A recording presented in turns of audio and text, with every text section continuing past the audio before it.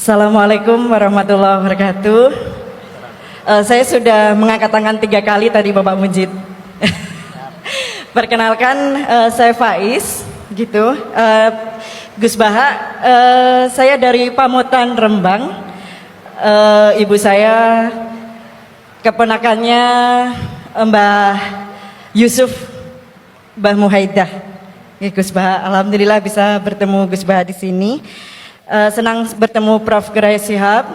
Pertanyaan saya, apabila ada pemimpin Muslim yang mohon maaf secara kinerja dia kurang baik, kemudian pemimpin non Muslim secara kinerja sangat baik, ini sebagai kami orang Islam memilih yang Muslim atau yang non Muslim untuk menjadi kepala daerah misalnya, atau bagaimana jika pemimpinnya perempuan? Meskipun saat ini sudah ada Prof. Ova di sini, juga Bu Mega, begitu.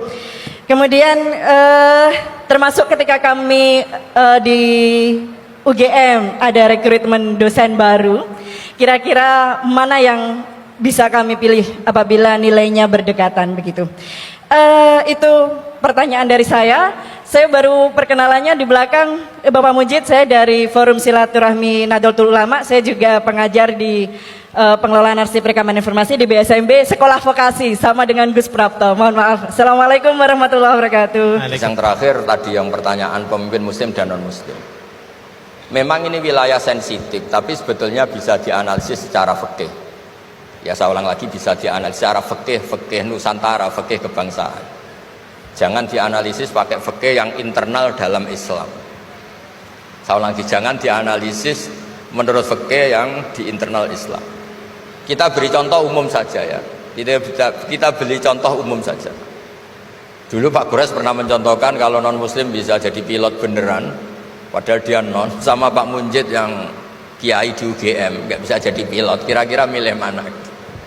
Tapi itu kan wilayah yang sensitif, karena ini di Indonesia itu konteksnya bukan urusan pilot, urusan mewakili kebanyakan Indonesia itu Muslim, dan demokrasi itu mencerminkan suara mayoritas. Tapi tidak mungkin juga membiarkan Muslim yang killer, yang pembunuh, yang dulu punya reputasi yang misalnya macam-macam. Jadi hal-hal seperti itu, kata Quran itu jangan berdiskusi sesuatu yang kalau menjadi jelas malah masalah. Karena itu kan seperti pertanyaan gini, Gus, saya punya kerabat di Jogja tapi pelit, sama orang lain dermawan, bagus mana? Kita kan nggak mungkin menganjurkan mutus hubungan keluarga, tapi tidak mungkin juga suruh ikut orang pelit. Anda membukan orang fikih, karena kalau yang nggak ahli fikih itu ya gampangnya saja jawab semaunya. Tapi kalau saya sebagai orang yang nekuni fikih itu bingung. Saya sering ditanya orang juga, Gus, saya mau nyalon lurah, ya lurah atau bupati atau apa?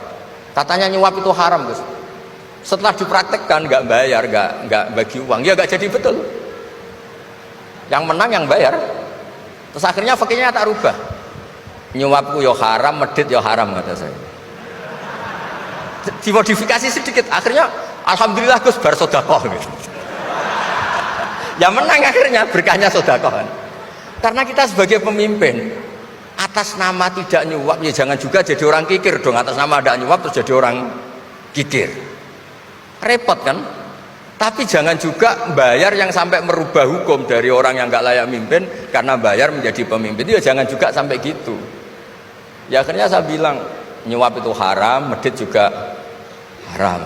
Alhamdulillah barokahnya kombinasi fikih ini. Ya nyuapnya tetap haram tapi rakyat tetap dapat uang gitu.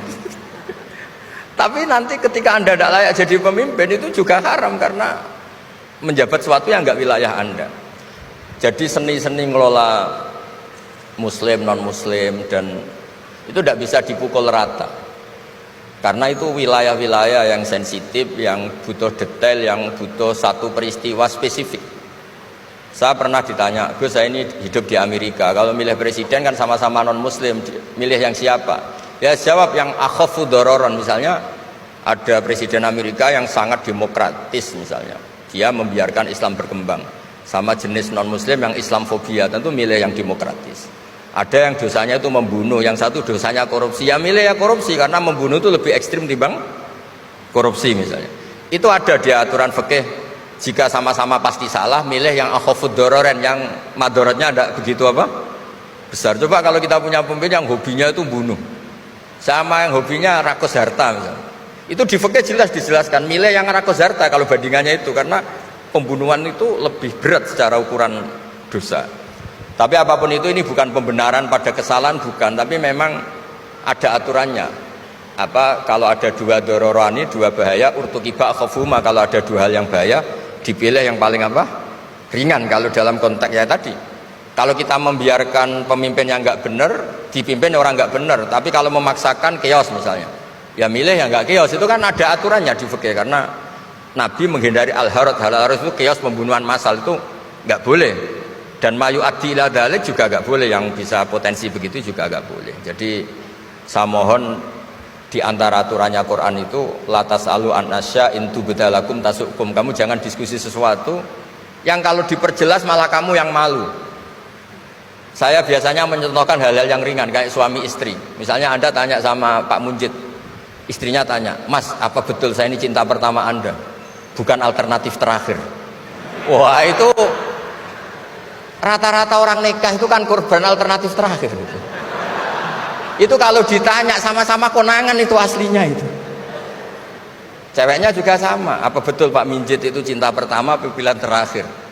Oh, saya sering mau nikah ini orang yang saya cintai, tapi takdirnya ini gitu. Itu kan orang dibilang takdir itu kan ya tersinggung. Jadi banyak hal yang kalau didiskusikan tuh masalah-masalah.